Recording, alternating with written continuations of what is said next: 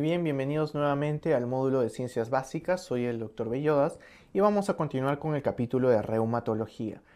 La parte que vamos a ver aquí corresponde a fisiología, pero la fisiología del capítulo de reumato vendría a ser lo que conocemos en Ciencias Básicas como inmunología, cómo funciona el sistema inmune. Dado que estos módulos son en realidad la pulpa de la información sobre las ciencias básicas que va a ser útil para la aplicación clínica y también para recordar temas importantes para el examen, no podemos abarcar en su totalidad la inmunología en un corto tiempo. Entonces vamos a sintetizar la información, ¿no? Vamos a ir a los aspectos importantes, ¿no? Recuerden que en el proceso llamado hematopoiesis, que es la formación de las células sanguíneas, doctores, existen distintas estirpes, ¿no? Por ejemplo, esta célula madre hematopoyética va a tener una célula progenitora linfoide, por eso se llama estirpe linfoide, y una célula progenitora mieloide. Por eso se llama estirpe mieloide. ¿Ya? La linfoide es fácil de recordar, solo da origen a los linfocitos. Linfocitos NK, linfocitos T y linfocitos B. Esa es la estirpe linfoide. El resto de células sanguíneas viene de la estirpe mieloide, ¿no? Que va a dar origen a los eritrocitos, ¿no? A los eritrocitos, va a dar origen a las plaquetas y va a dar origen a los leucocitos en general. Y recuerden que los leucocitos incluyen sobre todo a los neutrófilos, eosinófilos, monocitos que van a transformarse luego en macrófagos y basófilos, ¿no? También adicionalmente las células mieloides van a dar origen a los mastocitos, ¿no? Que no son incluidos en los leucocitos, pero son parte de la estirpe mieloide. Y recuerden, doctores, que, que los linfocitos también se incluyen histológicamente dentro de los leucocitos.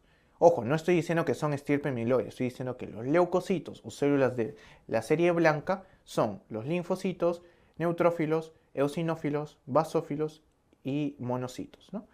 Esos son los leucocitos, ¿ya? Entonces, sería verdadero o falso. Todos los leucocitos son derivados de la estirpe mieloide, falso, ¿no? Los linfocitos no. Todos los leucocitos son derivados de la estirpe linfoide, no, falso, ¿no? Hay muchos que son derivados de la estirpe mieloide, ¿ya? Cuando vean el tema en hematología de leucemias van a ver por qué es importante recordar el origen, porque de ahí se explica qué tipo de células son las que están reproduciéndose más. Muy bien. Entonces nosotros en el sistema de defensa vamos a enfocarnos sobre todo en los leucocitos. Me refiero a los linfocitos, a los neutrófilos, basófilos, eosinófilos, monocitos, ¿no? Y esto es con respecto a la hematopoiesis, pero con respecto a las características, ¿no?, celulares, ¿no?, de los leucocitos, algunos leucocitos tienen gránulos y es por eso que los llamamos granulocitos. Algunos leucocitos no tienen gránulos y por eso los llamamos agranulocitos. Es fácil recordar quiénes no tienen gránulos. Agranulocitos, los linfocitos, ahí no ven ningún gránulo, es una célula mononuclear. Y los monocitos. Entonces, ¿se acuerdan? Los celestes de acá y el celeste de acá son agranulocitos. El resto, neutrófilos, eosinófilos y basófilos, son granulocitos. ¿Cómo se pueden acordar también? Porque los gránulos que tienen los neutrófilos son neutrófilos. Los gránulos que tienen los eosinófilos son eosinófilos, ¿no? Eosinofílicos, ¿no? Se tiñen más con la eosina, ¿no? Más rosaditos. Por eso se llaman eosinófilos. Y los gránulos que tienen los basófilos son más oscuros, más morados, porque se tiñen mejor con la hematoxilina, ¿no? Son basófilos por eso, ¿no? Entonces, neutrófilos, eosinófilos, basófilos son los tres granulocitos. Los neutrófilos corresponden a la primera línea de defensa. Pregunta de examen, doctores. ¿Cómo se llaman los gránulos de los neutrófilos? Gránulos azurófilos. Recuerden que los neutrófilos son los primeros en llegar para protegernos de las infecciones o de las principales enfermedades. Luego tenemos los macrófagos, que son agranulocitos, ¿no? No tienen gránulos. Hay dos tipos de macrófagos. Los macrófagos M1, que son los encargados de la fagocitosis y la inflamación, Y están los M2, que suelen ser más tardíos, que son los encargados de la reparación celular. E incluso tienen una actividad antiinflamatoria. Pregunta de examen, doctores. ¿Cómo se llama la molécula liberada por los macrófagos que tiene un efecto antiinflamatorio? Es la interleuquina 10, ¿ya? Es muy importante. La interleuquina 10 es una interleuquina antiinflamatoria, ¿ya? Antiinflamatoria. Los macrófagos se distribuyen en el cuerpo, ¿no? Recuerden que los monocitos son las células que están en la sangre. Cuando llegan a un tejido se llaman macrófagos. Si se quedan en el tejido se llaman histiocitos, ¿ya? Entonces monocitos en la sangre, macrófagos en los tejidos, histiocitos ya cuando se quedan en ese tejido. Recuerden que los macrófagos pueden simplemente ir un momento, no es que se queden toda la vida en ese tejido. Y todos juntos forman el sistema fagocítico mononuclear, antiguamente llamado sistema retículo endotelial. ¿Ya? ¿Quiénes participan ahí? Por ejemplo, el vaso, el hígado, ¿no? Ahí, por ejemplo, tenemos los macrófagos hepáticos, ¿no? Las células de Kupfer.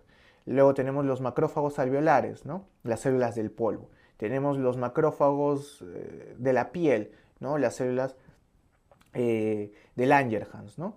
Y etcétera, etcétera, ¿no? Tenemos muchas células fagocitarias, ¿no? ¿Qué más? Tenemos otros granulocitos, los eosinófilos. Los eosinófilos son los encargados de participar en las infecciones parasitarias. Por eso es que cuando uno en un hemograma ve una elevación de los eosinófilos, tiene que sospechar también que la persona pueda tener parásitos. Haciendo unidad clínica, por supuesto, ¿no? Con los síntomas y signos del paciente. Participan en las reacciones de hipersensibilidad tipo 1. Pregunta de examen, doctores. Recuerden que las reacciones de hipersensibilidad tipo 1 son las reacciones alérgicas. ¿Quiénes participan junto a los eosinófilos? Los mastocitos. Los mastocitos, que también son importantes en las reacciones de hipersensibilidad tipo 1. Como las alergias y la anafilaxia. Pregunta de examen. ¿Qué células participan en la anafilaxia? ¿No? Los eosinófilos. También los mastocitos, pero si la clave que tienen es eosinófilos, marquen eosinófilos. ¿Ya? Muy bien. Que es un tipo de hipersensibilidad reacción de hipersensibilidad de tipo 1, ¿no? Recuerden, ¿no? Reacción de hipersensibilidad tipo 1, reacciones alérgicas, reacción de hipersensibilidad tipo 2, reacciones con anticuerpos, ¿no? Reacción de hipersensibilidad tipo 3 es reacciones con inmunocomplejos y reacción de hipersensibilidad tipo 4 es la reacción o la respuesta celular retardada, ¿no? Luego tenemos los basófilos, que también son granulocitos, que responden también a las alergias, pero sobre todo tienen un efecto regulador. Son reguladores de las respuestas alérgicas. Modulan la intensidad de la respuesta alérgica. Y pueden liberar una molécula llamada heparina, que seguro se acuerdan porque es un medicamento también que tiene un efecto, o se usa como un medicamento, mejor dicho, que tiene un efecto anticoagulante. Entonces, pregunta de examen, doctores. ¿Cómo se llama la célula, el granulocito que libera la heparina, cuyo efecto es anticoagulante? Los basófilos, ¿no? Basófilos. Muy bien. Finalmente tenemos a los linfocitos, que también son agranulocitos, como los macrófagos. Linfocitos. Ahora, aquí hay una pregunta o algo que se suelen confundir, ¿no? Los linfocitos T viene de timo, ¿ya? Y B viene de vaso. No. Recuerden que el nombre de T y B les dieron por las siglas en inglés, ¿no? T viene en realidad de thymus, que es timo, ¿no? Eso está bien. Pero B viene de bone marrow. O sea, quiere decir que es de la médula ósea. El linfocito T madura antigénicamente, o sea, adquiere su tolerancia inmunitaria. Pregunta de examen. ¿Dónde adquiere su tolerancia inmunitaria los linfocitos T o dónde adquieren su maduración, su primera maduración? En el timo. ¿Dónde adquieren su maduración o tolerancia inmunitaria los linfocitos B? Pregunta de examen. En la médula ósea roja. Además de eso, los linfocitos en general tienen moléculas que se llaman clústeres de diferenciación, que por sus siglas se pueden llamar CD, ¿no?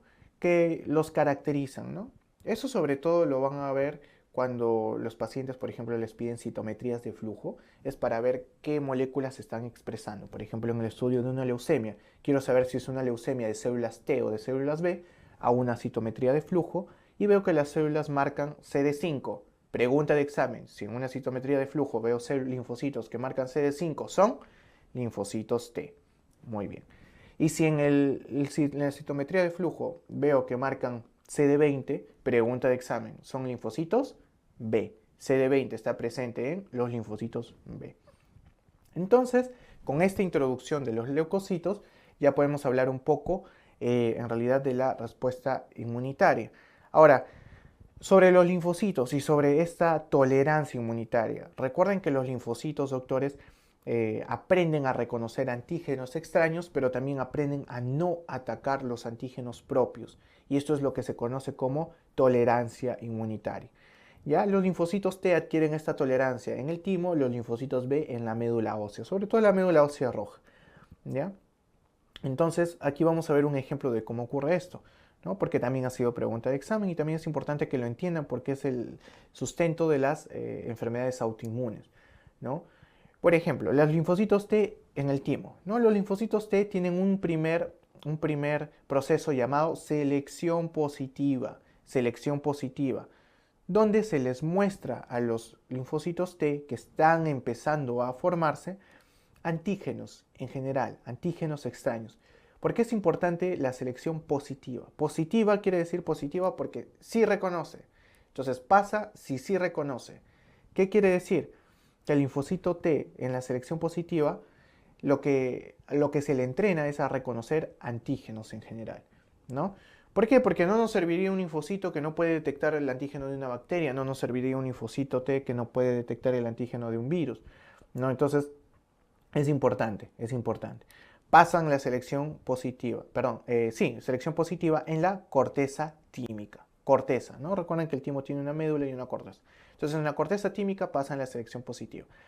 Y luego pasan a la selección negativa. ¿Quiénes pasan? Los que no reaccionan. ¿Por qué pasarían los que no reaccionan?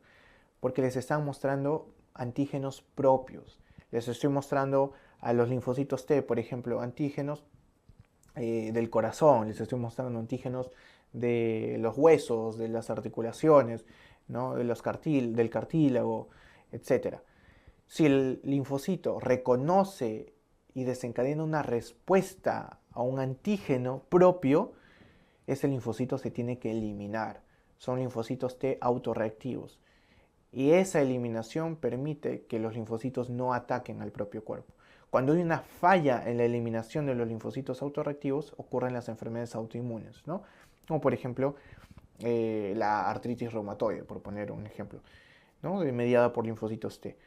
Entonces, la selección negativa es el segundo proceso que se encarga de hacer que los linfocitos, ya sea T en el timo o B en la médula ósea, no generan una respuesta inmune a los antígenos propios, ¿no?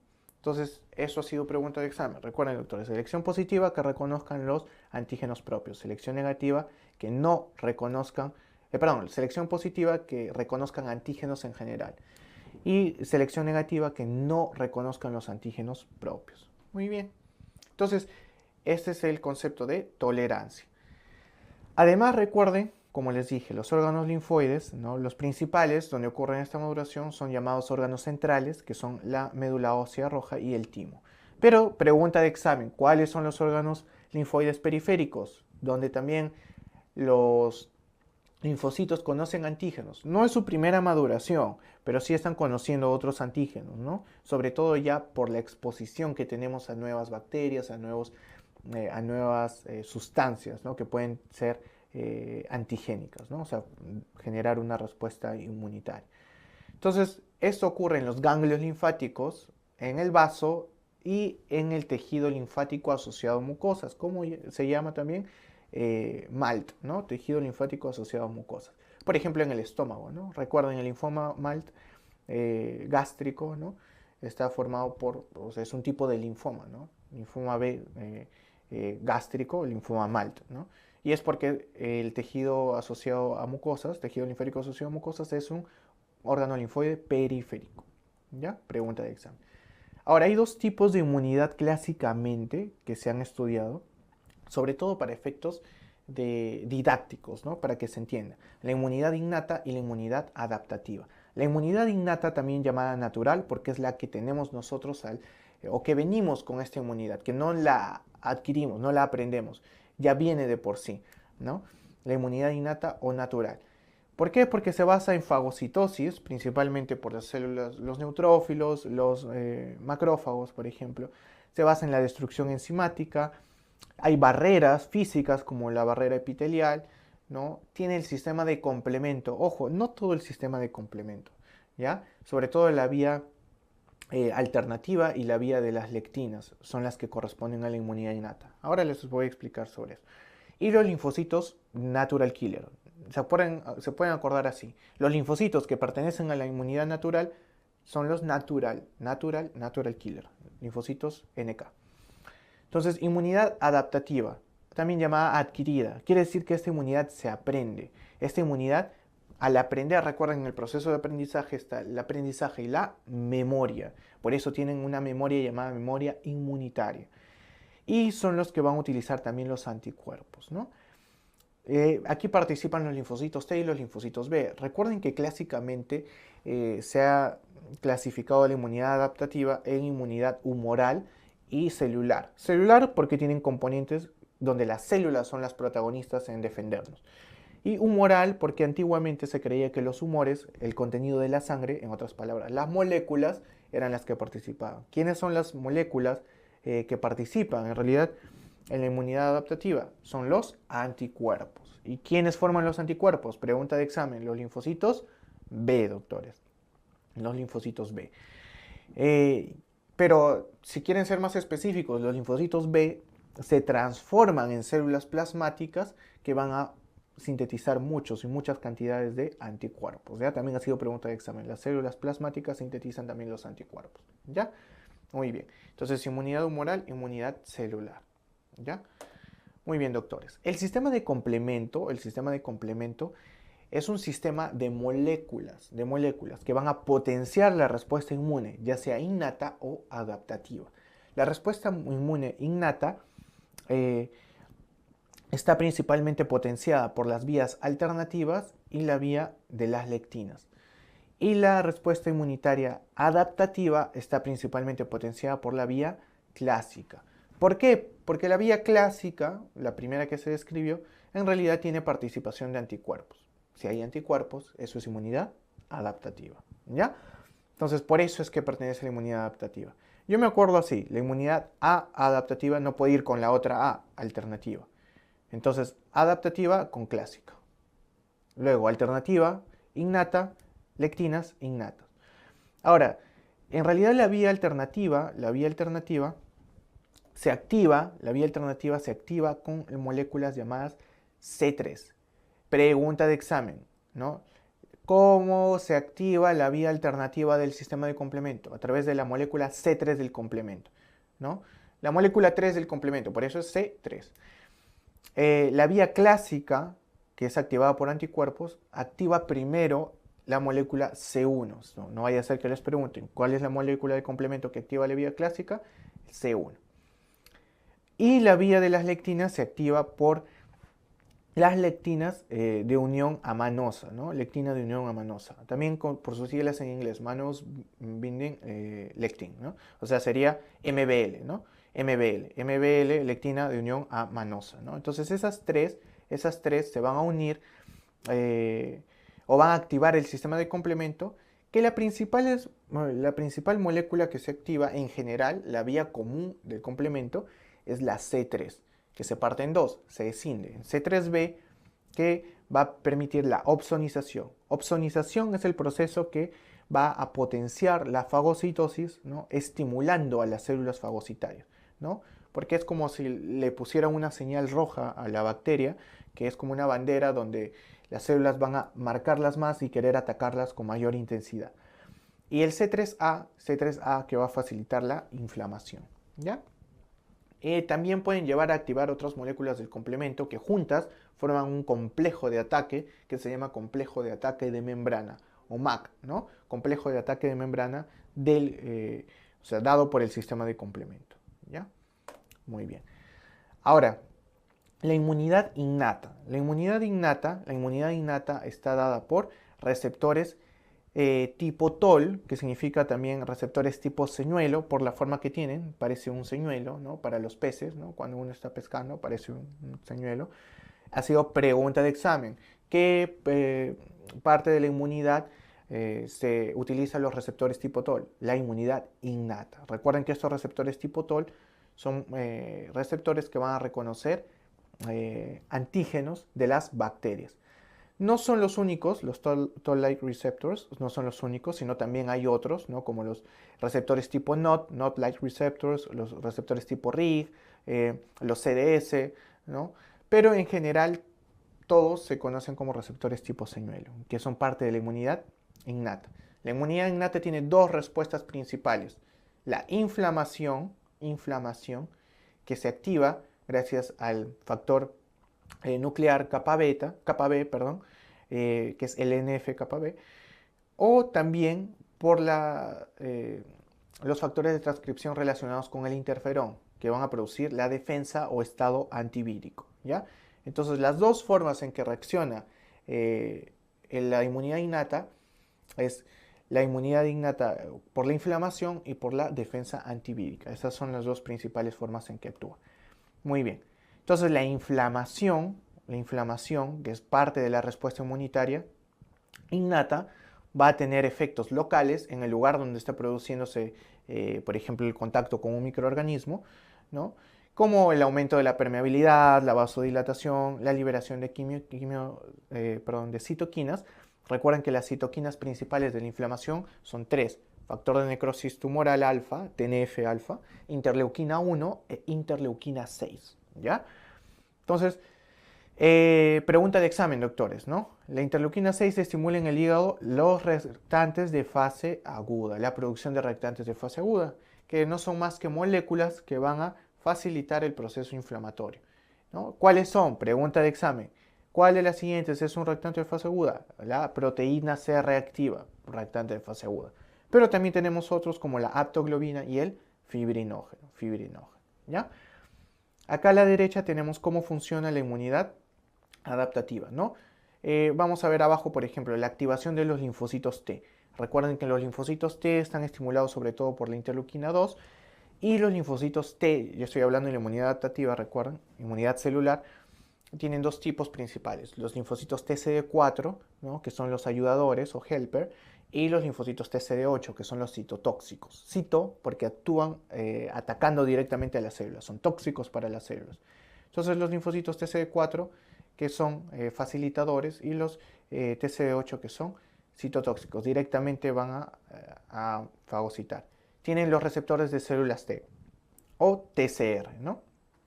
Y los linfocitos B se activan por muchas más citoquinas, entre ellas también la interleuquina 2, perdón, pero hay muchas más formas de activarlos, ¿no? Ahora, los linfocitos B van a tener los receptores de linfocitos B que van a estimular la producción de anticuerpos, ¿no? Recuerden que pueden ser linfocitos B de memoria o transformarse en células plasmáticas. Muy bien, entonces así es como funciona la inmunidad adaptativa. Pregunta de examen: cuando hablamos de las respuestas de células T, ¿qué es el HLA?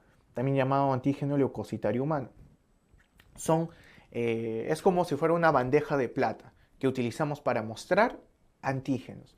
Entonces, la función de la HLA o del HLA es unir péptidos y presentarlos, ¿no? Presentar antígenos en realidad. Recuerden que hay dos tipos de complejos que se llaman complejos mayor de histocompatibilidad.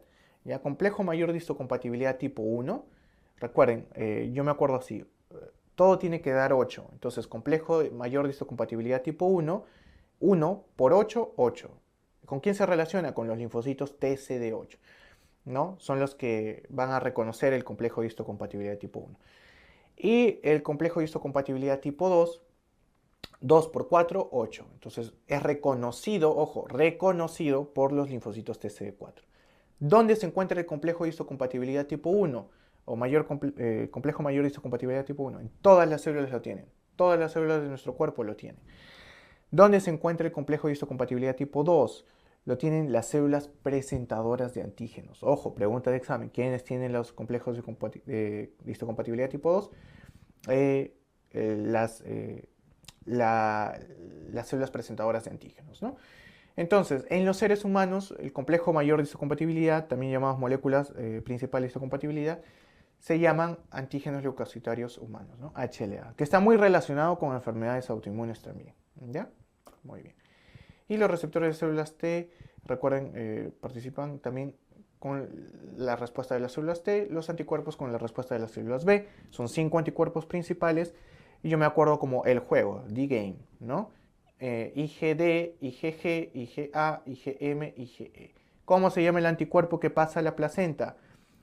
Perdón, que pasa, sí, está bien, que pasa a la placenta, ¿no? El IgG, ¿no? Pregunta de examen. Que se pueden diferenciar a través de electroforesis, también ha sido pregunta de examen, ¿ya? Muy bien. Entonces eso sería lo principal con la respuesta inmunitaria. Muchas gracias por su atención, doctores.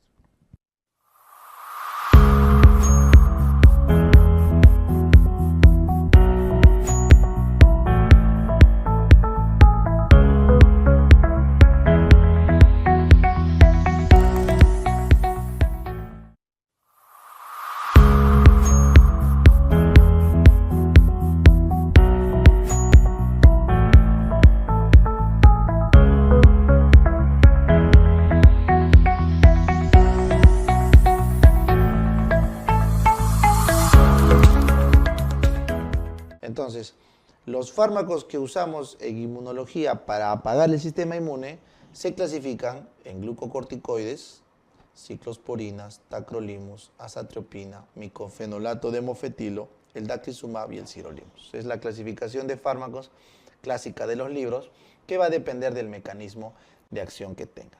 Entonces, lo que necesito que ustedes recuerden para hablar de esto es que el ADN, como estás viendo acá, tiene un sitio de activación específica para la inflamación. Entonces, si se producen ciertos genes proinflamatorios, se va a producir TNF-alfa, interleuquinas, ICAMs, o sea, moléculas de adhesión celular, y eso va a ser proinflamatorio, ¿correcto? Esa es la vía proinflamatoria. Esta es la vía que se activa con la inflamación, ¿correcto? Eso básicamente está mediado por el NFK-beta. ¿Ya? El NFK-beta es un segundo mensajero importante para la inflamación, es proinflamatorio. ¿Ya? Bien. Entonces, lo que básicamente hacen los corticoides es el glucocorticoide entra acá a su receptor citoplasmático, ese trasloca al núcleo, vamos a cambiar de color, trasloca al núcleo. Al traslocar al núcleo, genera reacciones de desacetilación y altera la expresión de los genes del NFK-beta, los altera y los silencia. Entonces deja de haber actividad inflamatoria. Y por el contrario, se activan genes de antiinflamación como la producción de lipocortina, interleuquina 1 o receptores IL-1. Son antiinflamatorios. Entonces, al activar esto de acá, lo que hace el corticoide es cambiar toda la estructura genética de lo que era inflamatoria a antiinflamatoria. ¿Ya? Por eso su acción es a través del ADN y de su receptor citoplasmático de glucocorticoide. ¿Entendieron? Ya. Existe una vía no genómica antiinflamatoria, pero que no nos importa mucho. Pero para fines teóricos lo voy a mencionar. Cuando el corticoide se une a esta vía no genómica, libera AMP cíclico que genera una antiinflamación rápida. Por eso cuando ustedes se pregunten, si yo uso corticoides, ¿cómo es que una respuesta nuclear va a actuar tan rápido? Porque nosotros sabemos que cuando usamos corticoides hay respuesta en minutos, ¿no? A un paciente cuando le damos, por ejemplo, metilprednisolona. Entonces es por la respuesta no genómica. Existe una actividad no genómica de rápida acción cuando queremos antiinflamación aguda, pero lo que nos importa es la antiinflamación crónica a largo plazo, que es la mediada por ADN. ¿Ya? Entonces eso quiero que quede claro. Lo único malo es que al meterte con los genes generas numerosos problemas. ¿Ya? Por ejemplo, los efectos adversos de tomar corticoides es una enfermedad de Cushing secundario, ¿no es cierto? Puedes tener una insuficiencia suprarrenal, porque hay demasiado corticoide. El paciente adquiere una obesidad central, ¿no es cierto? Le crece la ojiva, le crece la espalda, porque hay una movilización de grasas, aumentan los ácidos grasos libres, hay demasiada movilización de grasas. Es diabetógeno, aumenta la incidencia de diabetes, es diabetógeno el corticoide, aumenta la retención de sal y agua, por lo tanto eso va a llevar a hipertensión arterial, aumenta la presión arterial, disregula el balance hidroelectrolítico, puede tener problemas cognitivos, es más, hasta se ha visto episodios de psicosis, delirio, locura por corticoides. Se alteran los huesitos, no se olviden, se desmineralizan, se descalcifican y se cierran las epífisis, por eso no puedes dar corticoide a los niños porque los dejas enanos. Y así podemos seguir con una serie de complicaciones, ¿no? Se cae el pelo, hay cataratas, hay glaucoma, se debilita la dentina, se atrofian las mucosas, las heridas no cicatrizan, el paciente se complica por inmunosupresión, hace infecciones de patógenos que no son normales y bueno, infinidad de efectos adversos que creo que a estas alturas todos ya saben, ¿no? Muy bien. Entonces, existe otra forma menos cruenta de inmunosuprimir.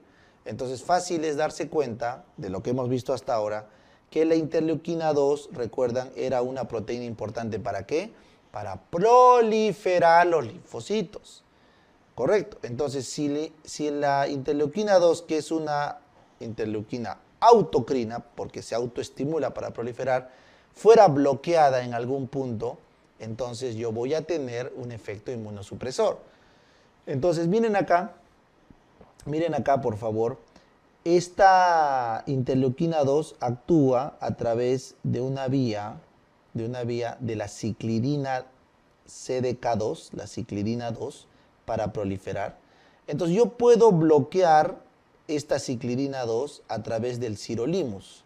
Entonces el sirolimus, utilizando intermediario, correcto, la vía de la ciclidina, inhibe la mTOR. Entonces la proteína quinasa que inhibe la mTOR, el sirolimus, permite bloquear el efecto de la interleuquina 2. Por eso el sirolimus es muy importante como un inmunosupresor potente. Pero ¿cuándo usamos sirolimus? Usamos sirolimus cuando la persona o el paciente no puede utilizar ciclosporina ni tacrolimus. ¿Ya? ¿Por qué? Porque estos de acá lo que hacen es actuar en otro momento. Miren, para que se produzca interleuquina 2 es necesario que el gen de la interleuquina 2 se exprese. Y para que se exprese el gen de la interleuquina 2 necesitamos este cofactor NFAT, es un cofactor de transcripción.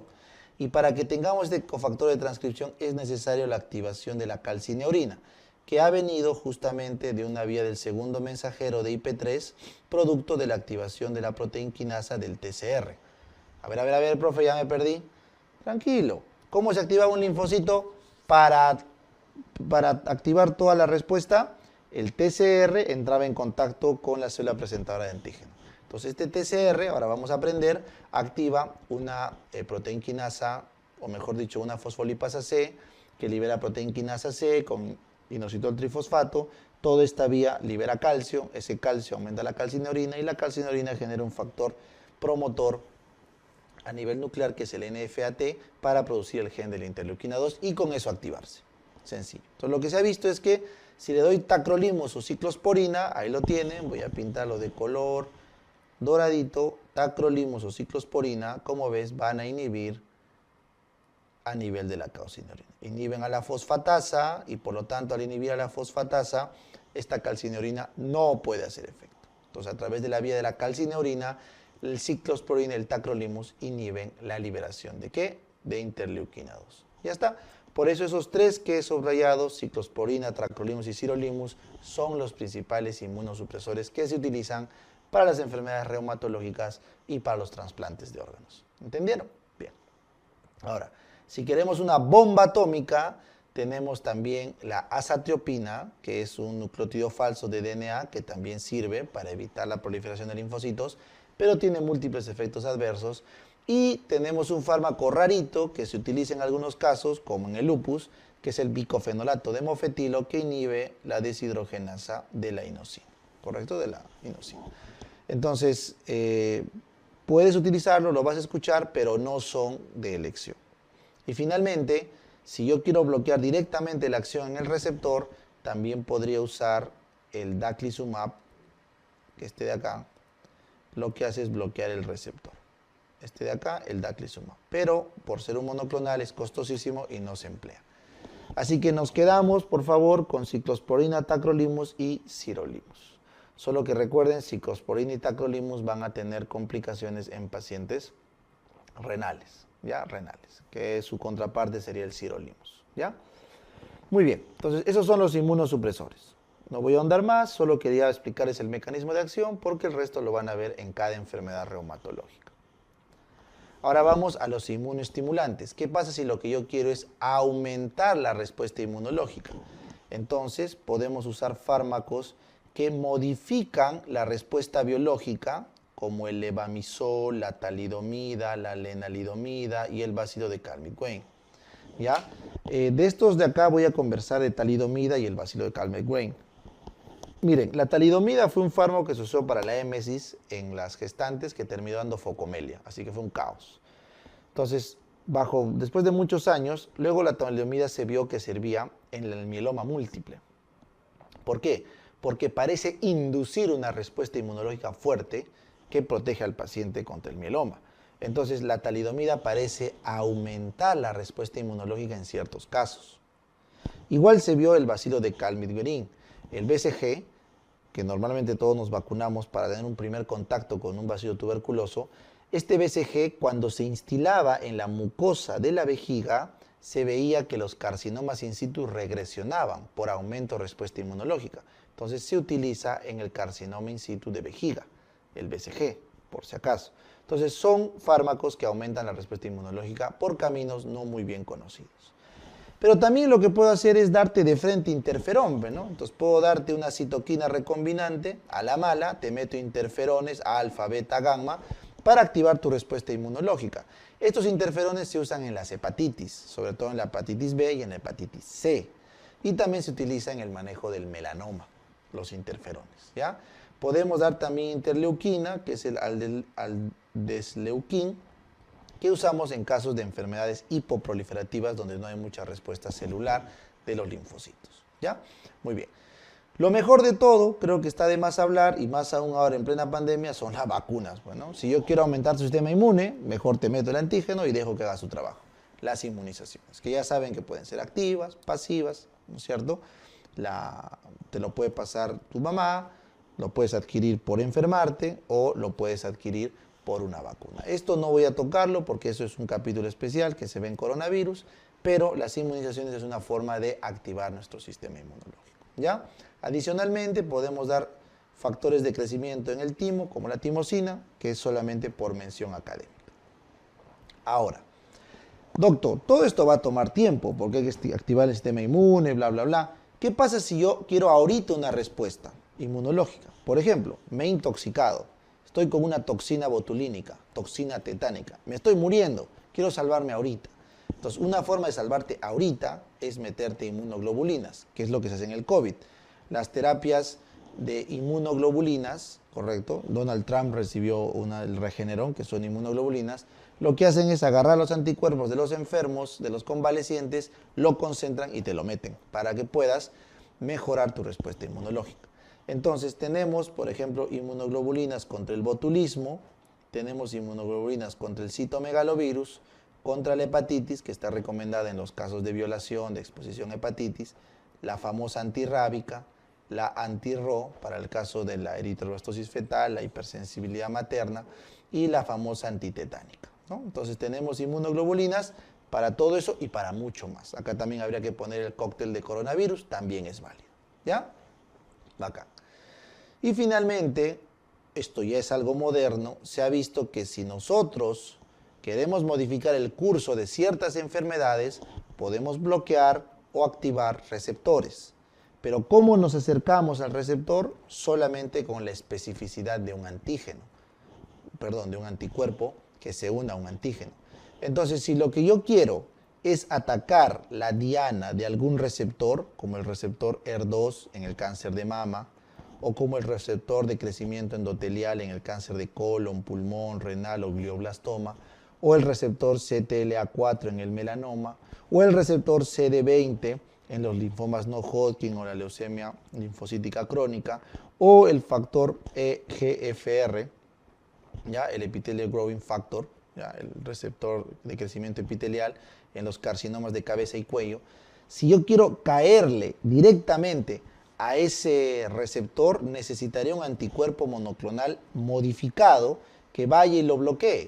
Entonces ahí tenemos, por ejemplo, eso es pregunta examen, tengan mucho cuidado, el trastuzumab bloquea el ER2, el bevacizumab bloquea el factor de crecimiento endotelial vascular, el ipilimumab es para melanoma, el rituximab es contra el CD20 de los linfocitos B, el cetuximab es contra carcinomas de cabeza y cuello. Entonces, de todos estos, el que más probablemente les pregunten es el trastuzumab de mama, porque es tratamiento estándar. Entonces, esa es una forma de tratar enfermedades que no son autoinmunes, pero que pueden trabajar a través del sistema inmunológico, ¿ya? Así que esta lista es larga y la van a ver en diferentes capítulos. Lo que puedo aportarles acá es un poco de la nomenclatura, ¿ya? Si es que ustedes leen MOMAP, es porque viene de ratones. Si leen CIMAP, es porque es una mezcla de ratón y humano, el anticuerpo. Si ven SUMAP, ¿no es cierto? SUMAP es humanizado, o sea, se ha parecido al humano. Y si ven MUMAP, es de humano propio. Por eso el trastuzumab, bevacizumab, estos dos SUMAP son humanizados, ¿correcto? En cambio, el ipilimumab, ese es de humano como tal. Y el etanercept, que no lo he puesto acá, son proteínas de fusión. Entonces, es una nomenclatura que, bueno, es algo de básicas, les sirve para más o menos tener un orden en lo que ven, pero básicamente va a ser memoria pura, que recuerden el monoclonal y la diana sobre la que actúa. ¿Listo? Bien, entonces con eso hemos terminado nuestra clase.